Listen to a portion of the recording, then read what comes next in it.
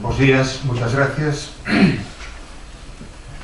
En principio a vos por asistir a este acto, por suposto a Nova por esta invitación, particularmente a Rita González, teño que decir, non é ningún tópico, que estou encantado de compartir mesa co meu amigo de moito tempo, Manolo Outeiriño. Ben, eu quería contemplar neste primeiro día de xornada dedicado a e aquí, no, todo o que estés disposto a debater sobre a política de clase. Entón, vou centrar a minha intervención en 4 puntos que non representan sí a mesma importancia, pero non o mesmo espacio.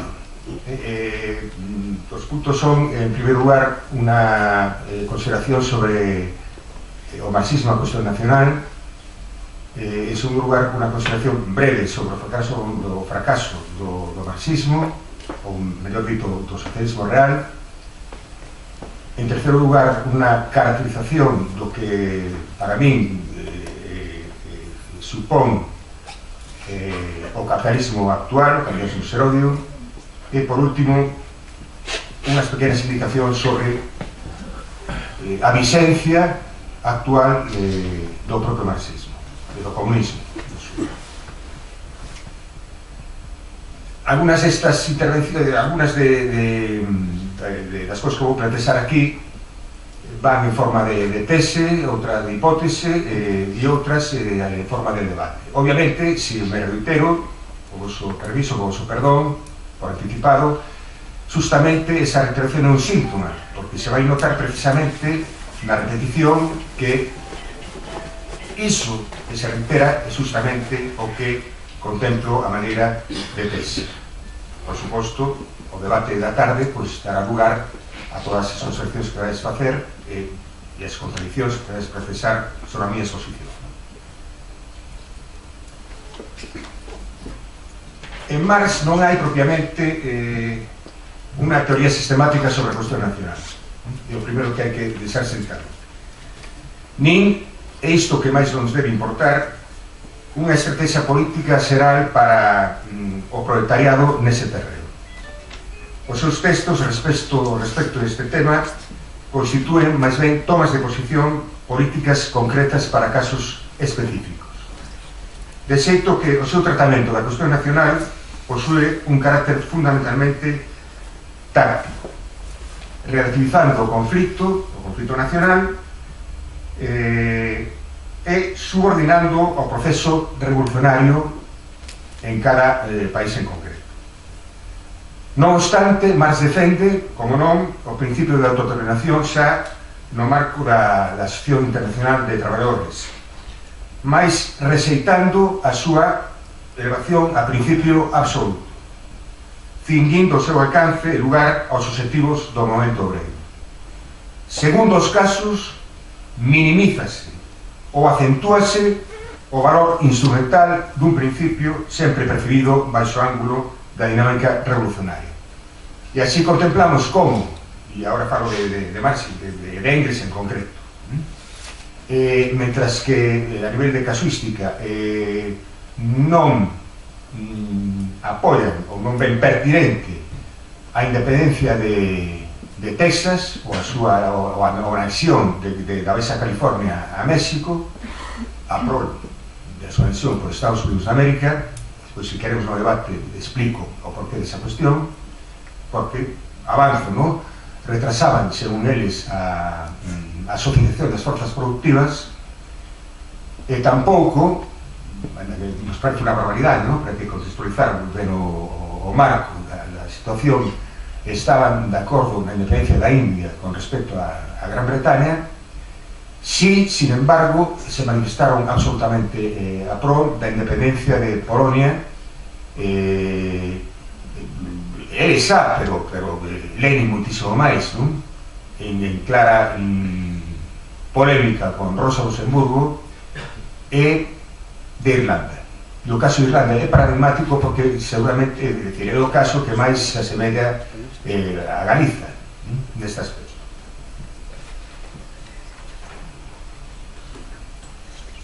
Por exemplo, verbo de Irlanda compre entender a defensa de independencia a partir do país colonizador, non? De Inglaterra, como o núcleo portador de condicións óptimas cargo dese momento dunha revolución proletaria con capacidade de irradiación mundial. Desta maneira é preciso reter por lo menos tres presupostos. Primeiro, o principio da unidade obreira dos dous países contra o inimigo común. Segundo, a constatación de que a opresión nacional contribúe ao reforzamento da hegemonía ideolóxica da burguesía sobre o proletariado na propia metrópoli, é dicir, de Inglaterra, no seo da nación opresora. Terceiro, a convicción de que a emancipación do povo oprimido debilita as bases económicas, políticas, militares e ideolóxicas da clase dominante e contribúe deste xeito á luta revolucionaria da clase obreira desa nación, é dicir, da propia metrópoli. Mas non é só neste sentido como hai que comprender a polémica proposición de Marx do Manifesto Comunista, non? Os proletarios non teñen patria, senón que compre vencellara a esa outra que di proletarios de todos os países unidos. Non podemos entender aquela polémica proposición se non consideramos a vez a directiva marxista de denunciar como falsa legitimación justificatoria a proposta burguesa dunha sociedade civil cuxa cohesión é realizada no sentido hegeliano polo Estado-Nación, surdido na Revolución Francesa e previamente se non contemplamos o chamamento que convoca o proletariado a elevarse a condición de clase nacional, a constituirse el mesmo en nación en tanto condición necesaria para a evolución do conflicto entre todas as nacionalidades. No libro de Marx, a ideoloxía alemán, este manifesta que as quimeras dunha república europea baixo unha organización política chegaron a ser tan ridículas como as frases sobre a unidade dos povos baixo o principio da liberdade universal do comercio. Frase que creo que máis que se pode percibir moito mellor hoxe en día o tema da Unión Europea que naquel xusto momento, xa que a burguesía ten en cada país intereses particulares e non pode superar a nacionalidade. Fronte a isto, que os proletarios non teñan patria significan que teñen un único e mesmo interese, un só e mesmo enemigo, un único e mesmo combate, de modo que únicamente o proletariado que esperta pode volver posible a fraternidade entre as nacións. O proletariado, esa chamada que fai Marx, esa convocatoria que fai a convertirse en clase nacional, convértese cada vez máis entón no cerne da nación, por a súa historia, por a súa inteligencia, por a súa enerxía. E os intereses da nación e do proletariado son cada vez máis converxentes. Unha política hostil á nación sería, xa que logo, un puro suicidio por parte da clase obreira.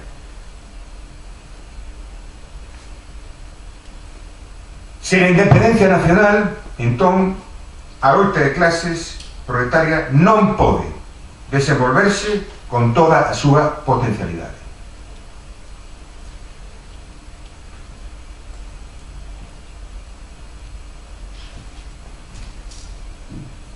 E unha última consideración sobre esa frase que dixen eu, polémica, paradoxal, en todo caso sorpresiva, non? Que di os proletarios non teñen patria. Esa célebre consigna, moitas veces tan mal interpretada, non contradí en absoluto o dereito de autodeterminación dos povos. Somente quere salientar, ao meu xuízo, primeiro, o proletario non ten propiedade ninguna, de aí que diga non teñen patria. Segundo, o Estado-Nación non defende a clase obreira da predación da súa propia burguesía, necesariamente. Terceiro, pretende advertir sabiamente contra a manipulación dos sentimentos nacionais por a clase dominante. Unha pequena dirección agora sobre as particularidades. Non podemos obviar o que constitúe a esencia dos partidos comunistas, que posúen como rasgo diferencial a consideración nuclear do capitalismo como a apropiación do traballo alleo. Que os comunistas apoien sempre todo o movimento revolucionario contra o sistema social e político existente non debe facer esquecer que sitúan un primeiro plano como cuestión fundamental do movimento a cuestión da propiedade. Isto quere decir que calquera tipo de reivindicación é apoiada desde esta consideración das relacións de propiedade como seu solo natural. Deste xeito, feminismo, ecologismo, nacionalismo e calquera outra singularidade non só serán legítimos, senón que cobrarán forza efectiva na súa auténtica dimensión se asumen a realidade da determinación divisoria das clases sociais.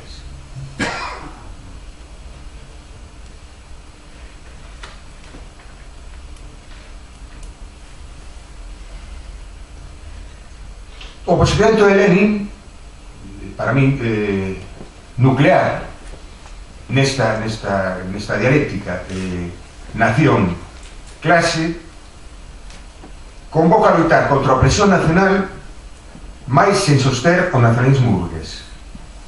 Así se expresa. Se a burguesía de unha nación oprimida loita contra a opresora,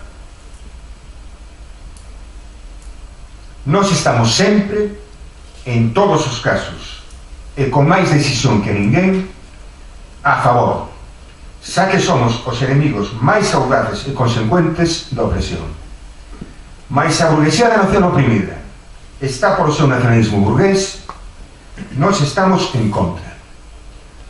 Loita contra os privilexios e violencias da nación opresora e ninguna tolerancia con respecto á tendencia da burguesía da nación oprimida cara aos seus privilexios. E máis en abstracto, sobre a concepción xeral da democracia, Lenin nos di: o socialismo quere a realización dunha democracia completa. Por iso, dicer que a autodeterminación está de máis,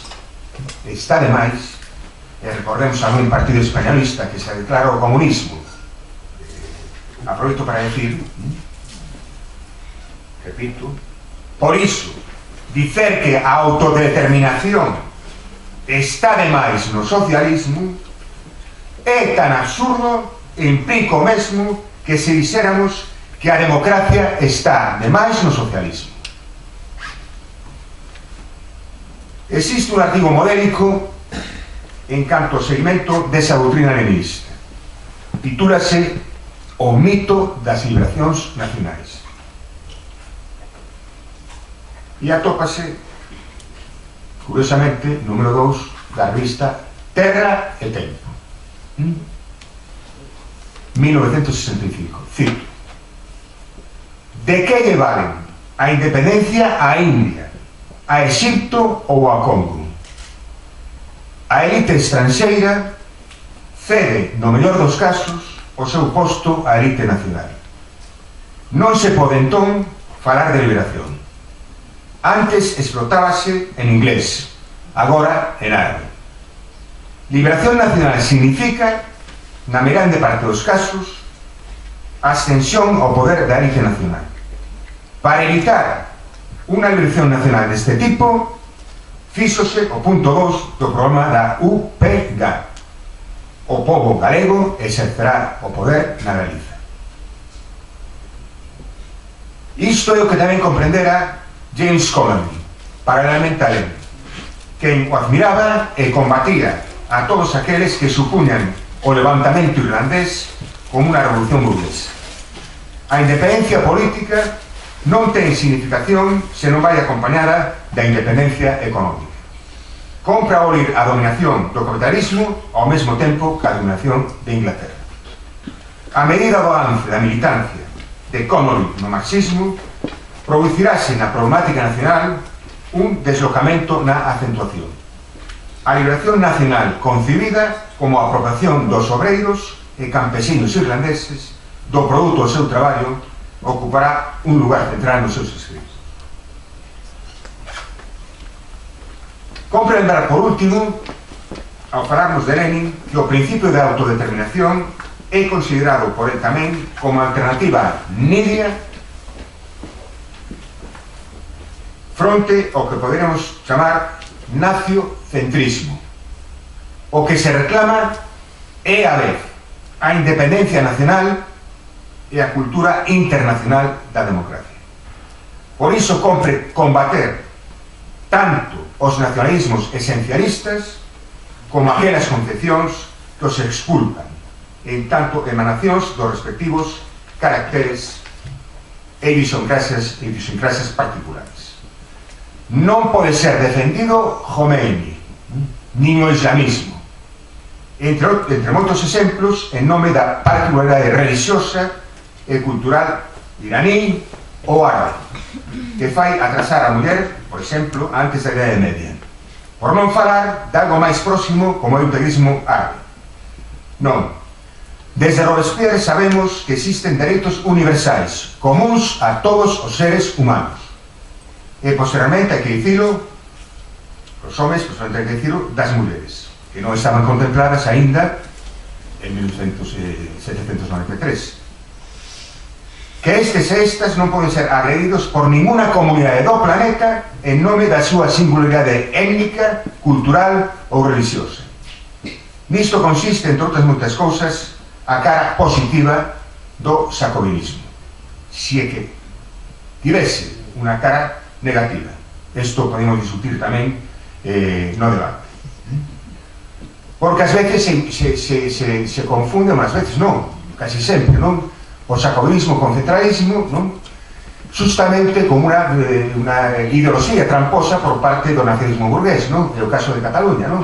É dicir, Artur Mas e antes que ele, outros pregostes do nacionalismo burgués catalán, sempre falaban de xacobinismo, non? Como algo negativo, claro, ocultando que o xacobinismo, o primer punto do xacobinismo é justamente contra os privilegios, e o tan manido que o xacobinismo igual a centralismo ten unha razón de ser. En Francia se hizo a revolución justamente con a centralización, outro problema que pasou posteriormente.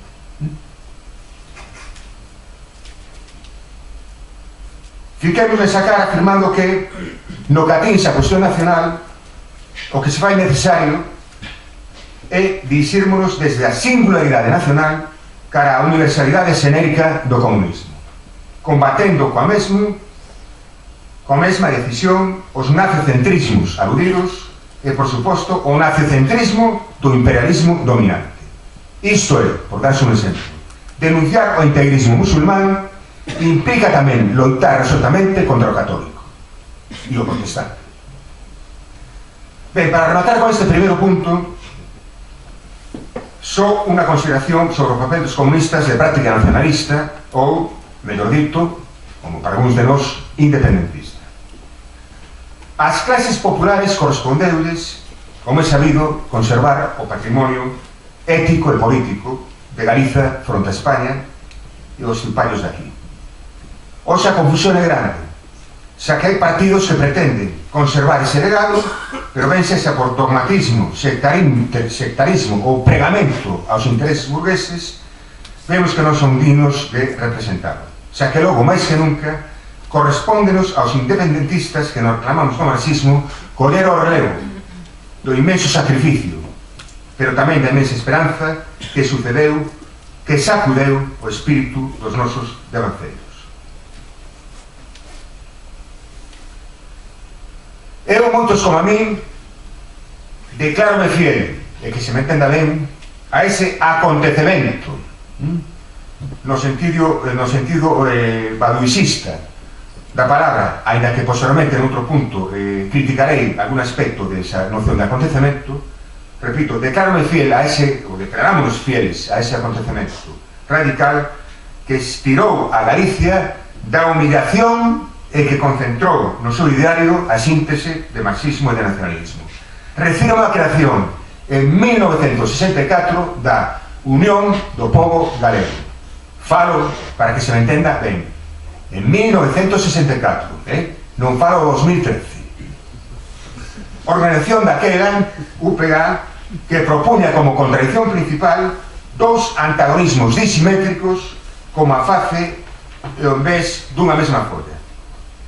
A do pobo colonizado versus o imperialismo e o da burguesía estatal e cipalla fronte ao proletariado. Obreiros, labregos e mariñeiros, dicíase. Ese é o suxeito político da Galiza. Claro que mudaron os tempos, pero non para o esencial. Hoxe, por proletario, concibimos, e teño que decir un punto tamén tratando sobre isto posteriormente, concibimos a colectividade que crea unha subjetivación tal, independentemente da clase de orixe e do lugar asignado no seno do capitalismo, que irrompe decisivamente contra a orden establecida por ese modo de producción. Para o caso galego, o axioma é nítido. Sen liquidar a opresión de clase e sen afirmar a idea de nación e responsabilidade nacional non se é comunista.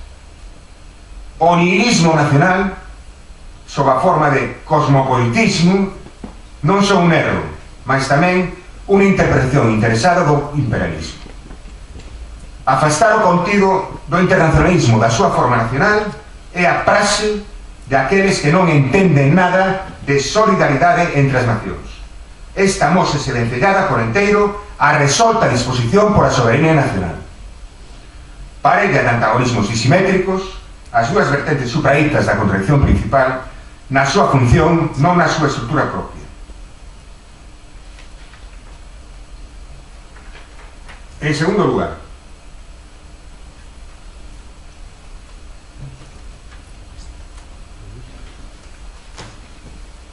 brevísimo apunte sobre o fracaso do marxismo.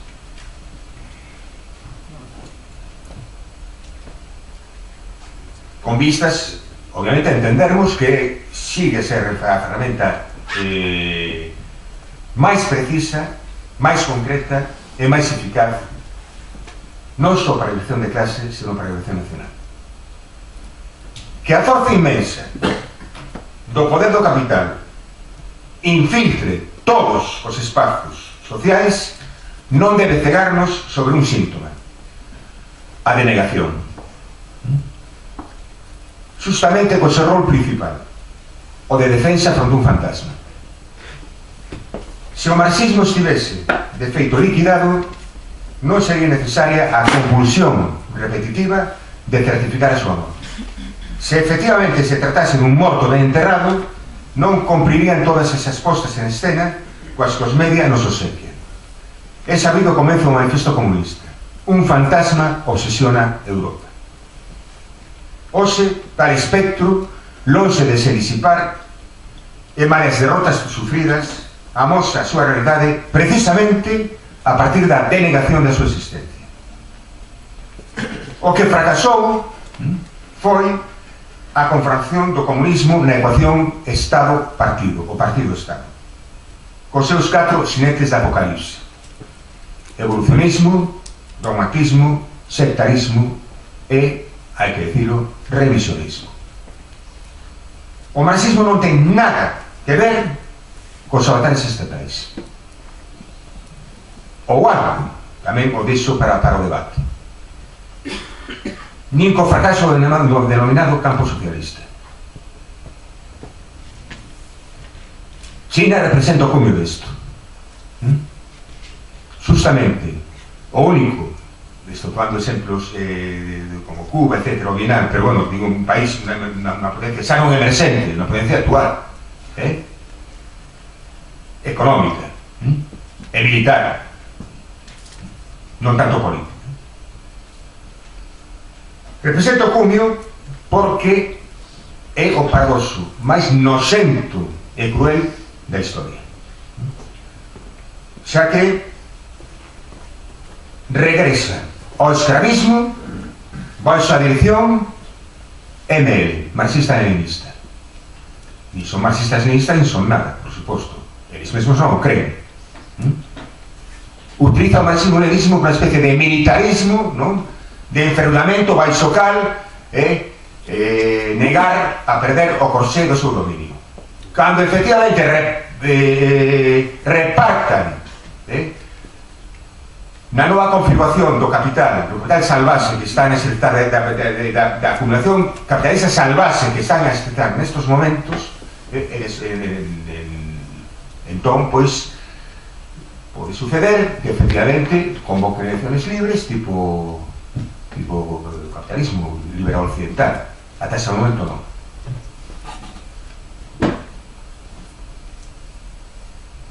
A consecuencia de todo isto resumiría na seguinte proposición como lección axiomática de historia: nunca está garantizado que as necesidades da dialéctica coincidan alguna vez coa apertura contingente do estoupido revolucionario. Nisto consiste tamén, e sobre todo, sermos materialistas. O afundimento dese cadáver, sí, o socialismo real, dese cadáver, si sé contra consiste, non? Que como os dibuixos animados, que non sei se agora son así, pero na nosa época, é dicir, esos que vai correndo e que de repente están ao borde dun precipicio e sigue correndo hasta que mira para baixo e se dá conta que está no aire. Non cae por a gravitación, cae cando é consciente de que pode caer. Pois ben, o cadáver do socialismo real elevou todo o triunfalismo a da Santa Alianza de agora, ata a histeria. E todos, liberais e socialistas, sintetizan os seus antagonismos en competir por a eficacia na xestión do capital e pretenden materializar aquela proposición do ministro de Economía de Margaret Thatcher cando foi a queda do muro de Berlín. Iso, a partir de agora, ninguén ten dereito a nada. E iso, efectivamente, que parecía unha butad, cumpriuse perfectamente, como estamos observando. A maior parte. E o problema desto, o problema de esa frase, a partir de agora ninguén ten dereito a nada, o grande problema é que a xente que os está querendo. Pero non son os dominadores, os dominados. De aí que un experimento tamén que se fixo na Gran Bretaña de entonces foi inculcar unha conciencia de culpa no parado. Eu non sirvo para nada. Os que queran riqueza, se non me queren a min, é que non tendrán dereito a nada, efectivamente. De aí que moitos oprimidos de hoxe estean atrapados por un auténtico autoodio. O como se explican os suicidios, por exemplo.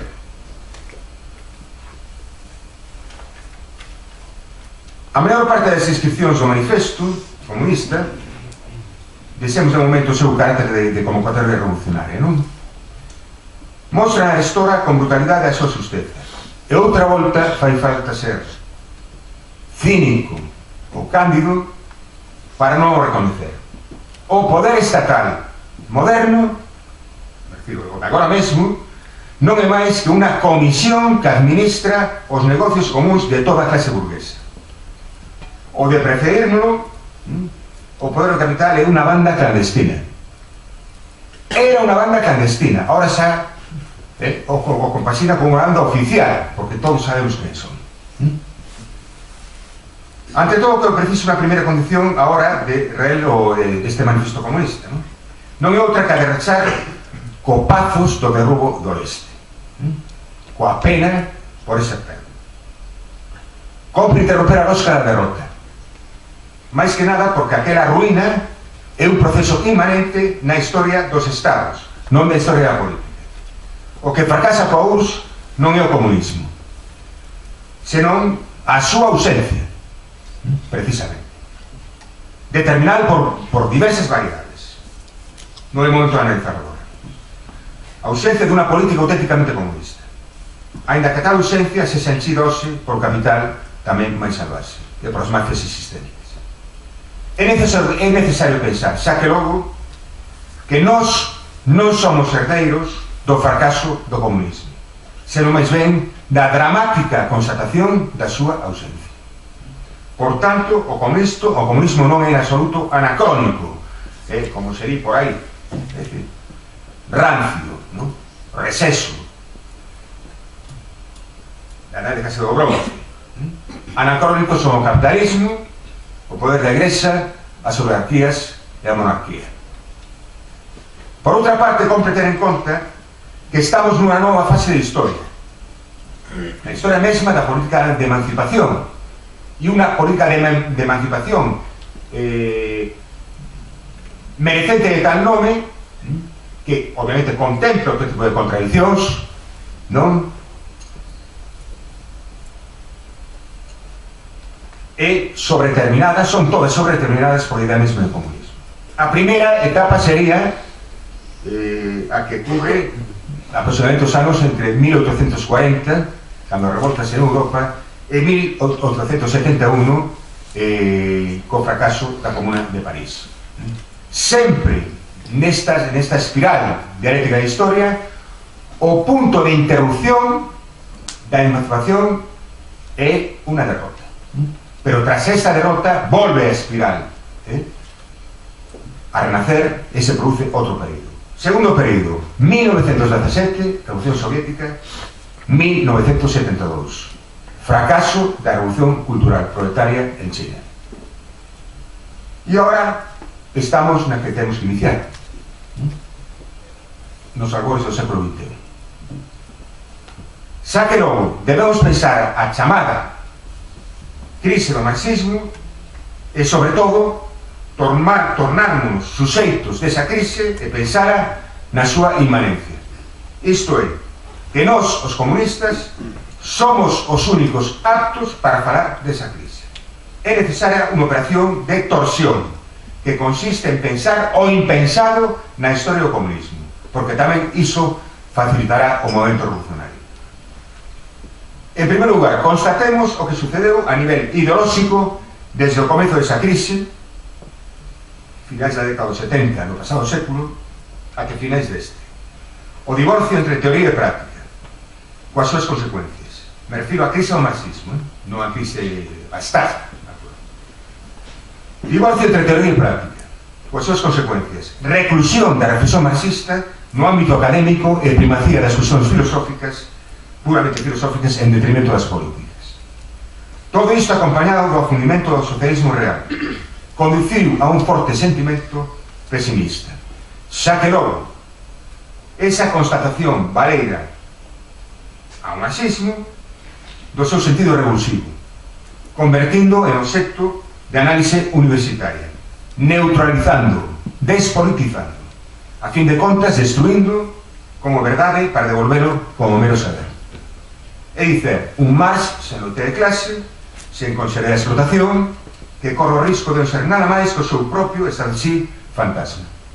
Obviamente non hai que caer tampouco no contrario, na ausencia de teorización, non? O sea, decía Lenin, a frase famosa, sen teoría revolucionaria non pode haber práctica revolucionaria. Porque a simple práctica, chamémoslle, facer un favor, revolucionaria, sen teoría o que leva é outra volta ao sectarismo e o máis penoso, ao aventureirismo, a sacrificios estériles e a criminalización do comunismo en aras de fornecer a ideoloxía dominante. Sacrificios estériles e graves, carea, torturas, etc. E en Galicia tamén sabemos algo deso, na Galicia actual, Fabio.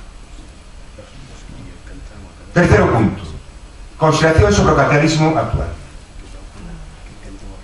A principios deste século observamos como un discurso triunfante eufórico da economía de mercado e da democracia liberal xa non é que sexa homoxéneo, senón que se converteu en dogma. E falo inmediatamente antes da gran estafa que se acaba de producir, porque iso despertou as conciencias bastante rapidamente. A liberdade codifícase como liberdade mercantil, a democracia como corrupción e especulación. O capital, como ya hemos visto, só resistir o ataque da clase obreira, anulando, disipando a súa consistencia, disgregando a súa consunción. A empresa, moito máis que a fábrica, divide os traballadores, creando competencias e rivalidades entre eles. No manifesto comunista se aludía ao feito de que o capitalismo induce os traballadores a competir entre eles mesmos. Isto vese o seu potencial do máximo. Técnicas de dirección para empezar a comunicación horizontal entre os traballadores, división entre precarios estáveis, entre estes e os parados, entre os mozos e os amenazados por a regulación, entre os inmigrantes e os nativos, etc. Incentívase a libre concorrencia entre os individuos. A asociación das forzas productivas, entón, outras variantes e astucias da historia, vístese cos hábitos de Thomas Hobbes. Todos contra todos.